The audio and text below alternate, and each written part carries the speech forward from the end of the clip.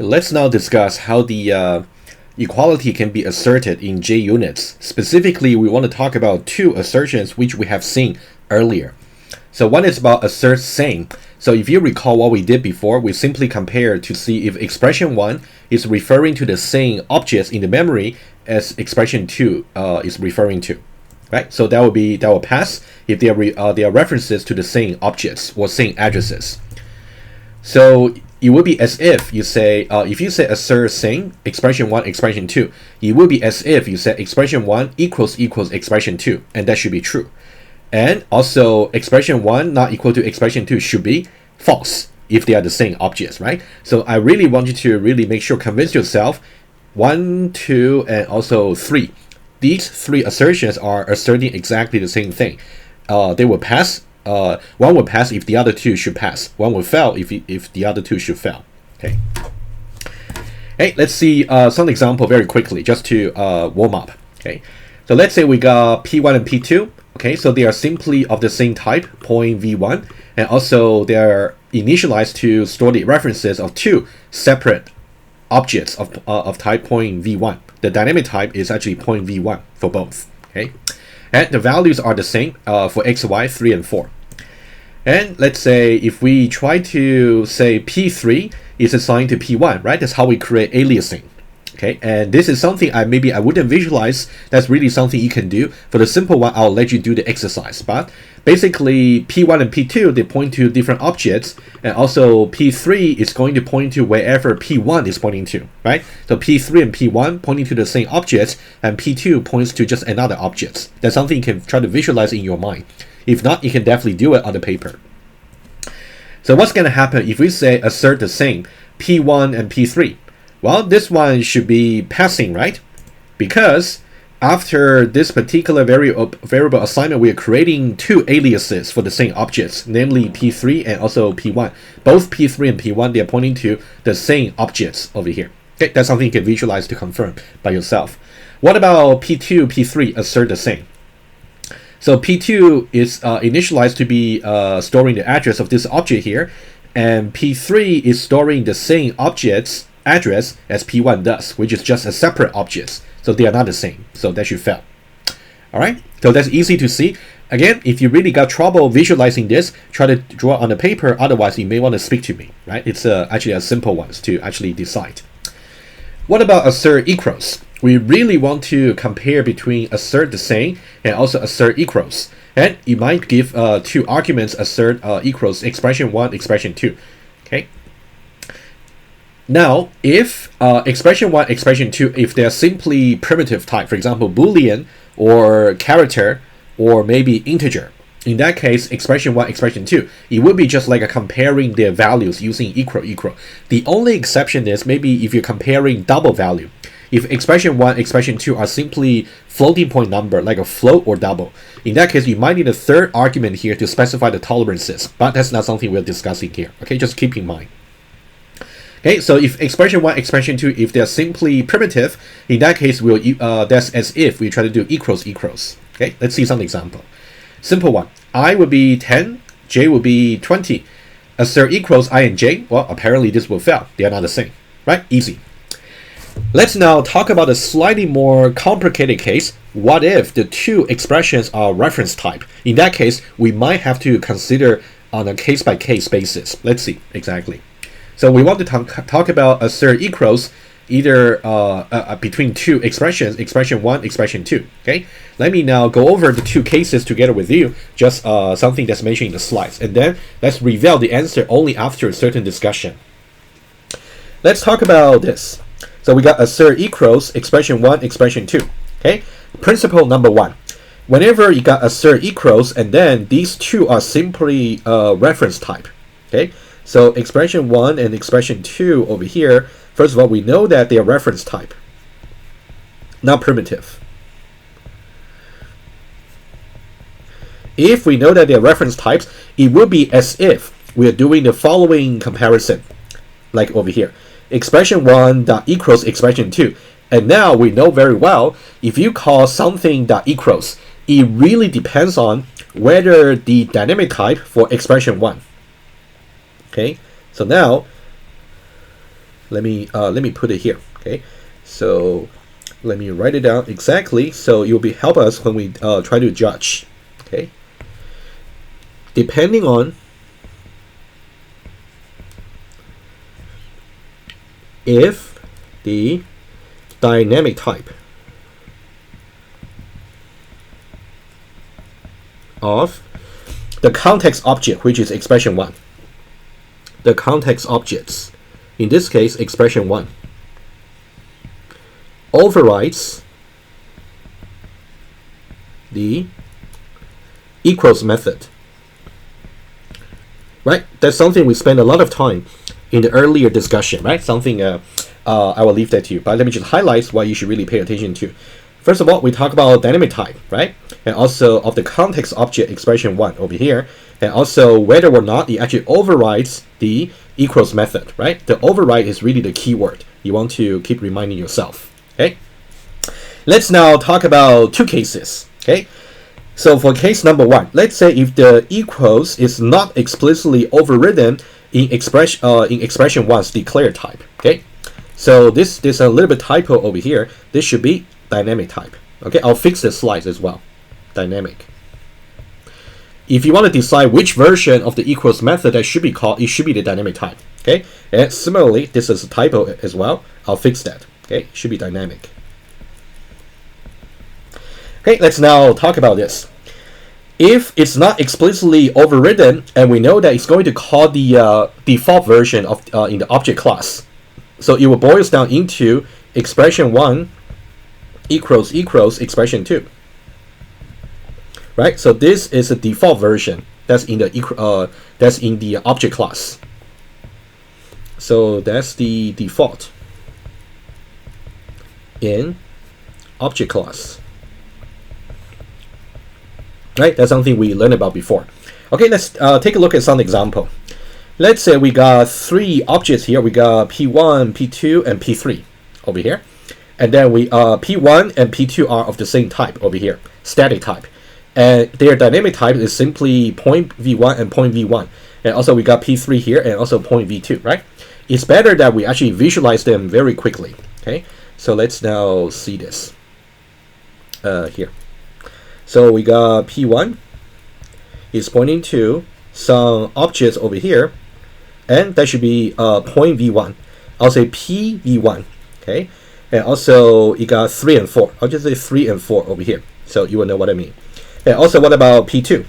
P2 is of the same dynamic type. It's also going to be point V1, right? You can see point V1 here. So that's going to be point V1, and it's going to be 3, 4. And similarly for P3, it's going to be pointing to the objects over here. It's a point V2. So point V2, and then 3 and 4. Okay, so that's about the visualization. Let's see assert equals over here. For the first one, if I do assert equals, it will be as if I said P1 dot equals P2. Agree? It will be as if I say P1 dot equals P2. And let's now look at the context objects P1. What is its dynamic type? P1's dynamic type is actually point V1, as we can see. So that means it is going to call the version of the equals method in point V1. If you recall from the earlier notes, point V1 class does not have any equals method. If you just recall this diagram here, I want you to. You can see point V1 here simply inherits the default version of the equals method, whereas point V2 has this complicated version, customized version that we explained earlier, right? Just recall it yourself. Okay, let me just go back over here. Okay, so now in this case, P1 that equals P2, because P1 dynamically it's V1, so it would be as if we say calling the default version, so that'll be P1 equals P2. P1 equals P2. In that case, are they the same objects? Apparently they are not the same object. You can see P1 and P2, they are not the same objects. So that should be failing. Okay, because different point objects, right? Different point object meaning that they got different addresses. Okay, 3 and 4. Okay, let's move on. What about the next one? The next one, let me use maybe pink over here. Okay, the next one, assert equals P2 and P3. Okay, so this would be as if we actually said P2 dot equals P3, right? So it would be as if we said P2 dot equals P3.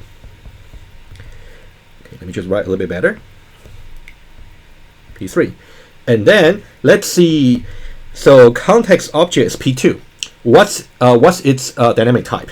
It's also point V1 over here, right? So in that case, it's also going to call the default version of the point V1 equals method, which will be as if we say P2 equals P3.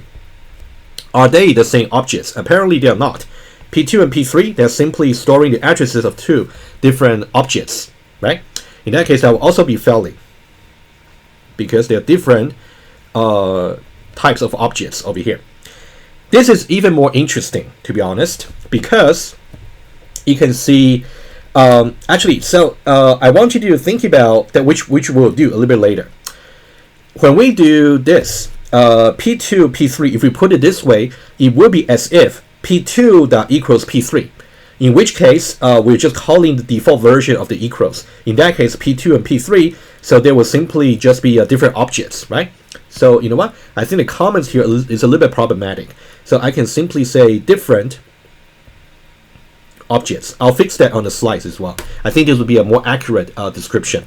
They're simply different objects because when you do equals comparison, if they are different objects, they have different addresses, so that should be false. So that's why it fell. On the other hand, which I'm gonna do, which I will be doing in a moment. What if we simply say assert equals rather than P2, P3, but rather we say P3 and P2? Is it going to fail? If yes, how is it going to fail? That's something we'll see in a moment. Okay, that's something I want you to keep in mind.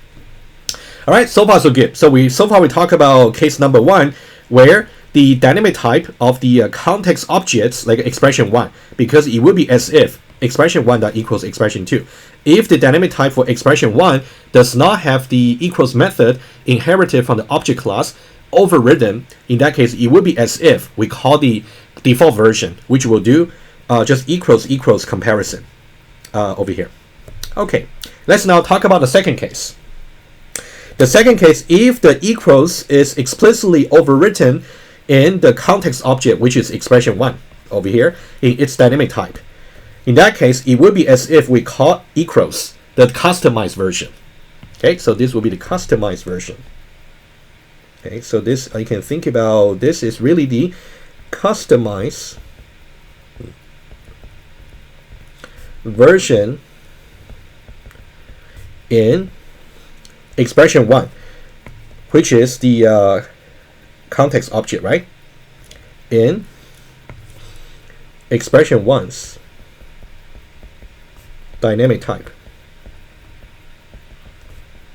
If you have doubts about dynamic type, you can refer to the earlier part of this module. Okay, let's now take a look.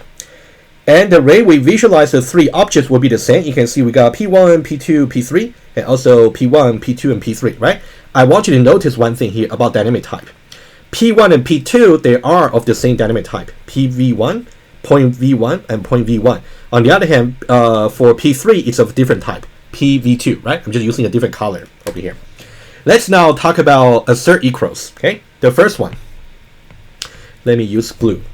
The first one, if I say assert equals over here, P1, P2, right? By definition, it's going to be P1 dot equals P2, right?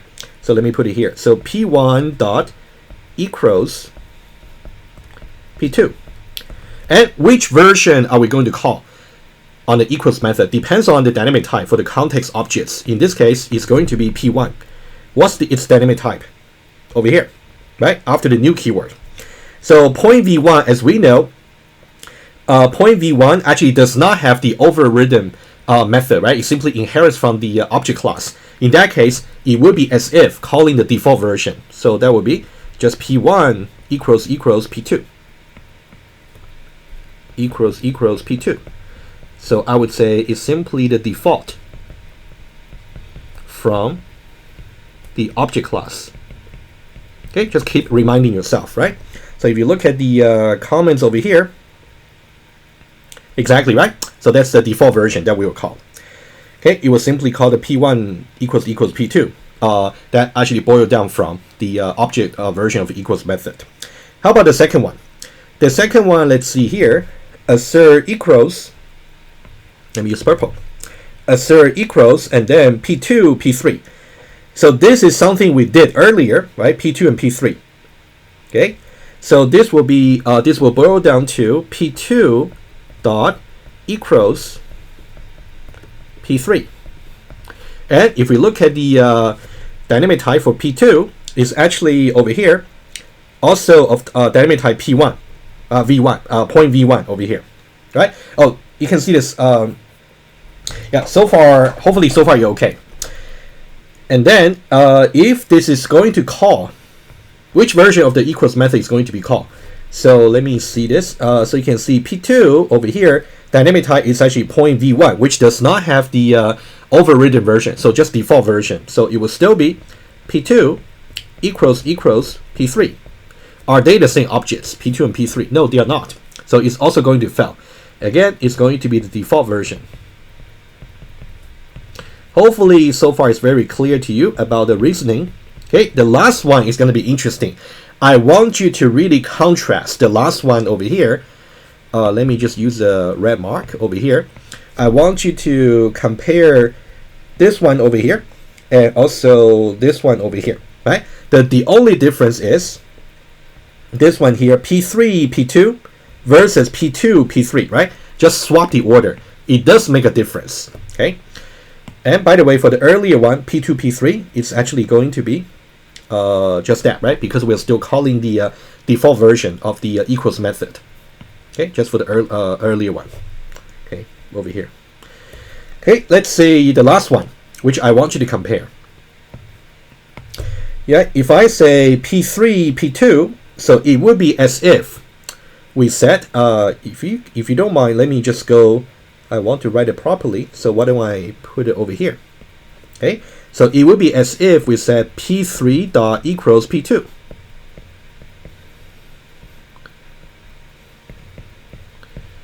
Okay, so what's the context? What is the context objects?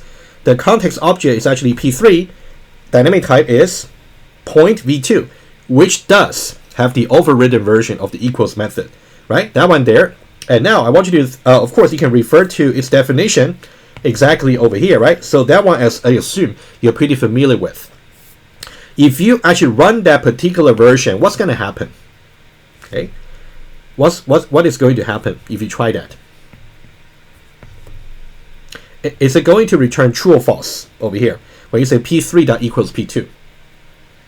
It's very important for you to think about. You may want to pause the video. Okay, assuming that you thought about it, the answer is it is going to be false. However, exactly where would it return false? If you go back to the equals method for point V2, right? Over here, where did it return false? It turns out it would return false over here. Okay? Because over here you can see what we have is P3 and P2, right? Both of them are not null. P2 and P3, they are not null. And also P3, okay, P3, the context objects over here, and also P2, the arguments, both of them are not null. And also, what about their dynamic types? If you say P3.getClass and also P2.getClass, will they be the same? The answer is no, because P3.getClass is going to be PV2. P2.getClass is going to be PV1. So you're going to reach this particular branch over here. They are not the same, so you're going to return false. So this is why.